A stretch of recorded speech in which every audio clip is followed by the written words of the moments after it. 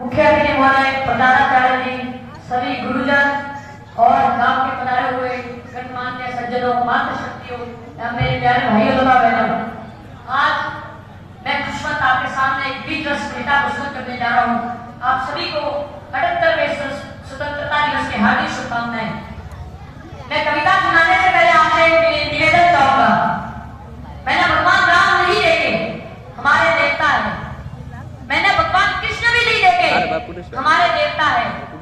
लेकिन मैंने वो रक्षक देवता देखे हैं जो सीमा पर खड़े आगे वर्दी पहनकर हमारे देश की रक्षा करते हैं।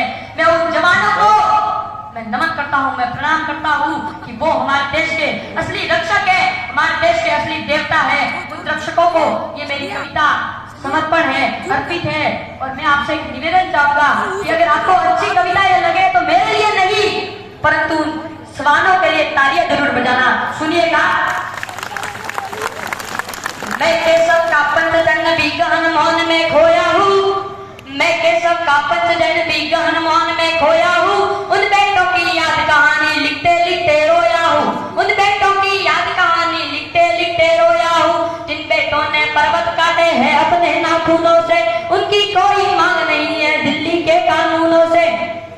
मैं केशव का पंचजन्य हूँ, गहन मौन में खोया हूँ। उन बेटों की याद कहानी लिखते लिखते रोया हूँ। जिन बेटों ने पर्वत काटे हैं अपने नाखूनों से, उनकी कोई मांग नहीं है दिल्ली के कानूनों से।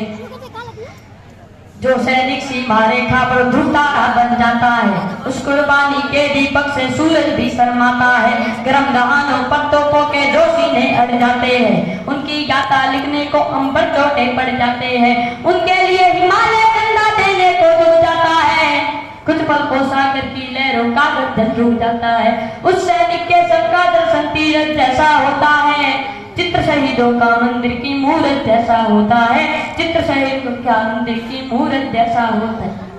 क्या ये देश उन्हीं का है जो सीमा पर मर जाते हैं? क्या ये देश उन्हीं का है जो सीमा पर मर जाते हैं?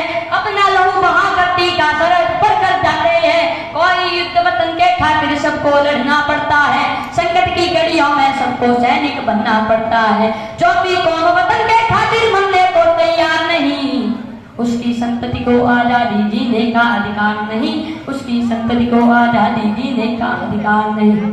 सैनिक अपने प्राण गवाकर देश बढ़ाकर जाता है, बलिदानों की बुनियादों पर राष्ट्र खड़ा कर जाते हैं।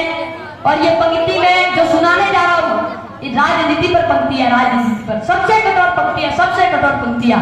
और ये जिनके लिए लिखी गई है वो नहीं समझ पाएंगे। अगर आप समझ जाओ तो तालियों से मुझे प्यार कर देना। सैनिक अपने प्राण गवाकर देश बढ़ाकर जाते हैं, बलिदानों की बुनियादों पर राष्ट्र खड़ा कर जाते हैं। जिनको माँ के बलिदानी बेटों से प्यार नहीं होगा, उन्हें तिरंगे को लहराने का अधिकार नहीं होगा, उन्हें तिरंगे को लहराने का अधिकार नहीं होगा। मैं भारत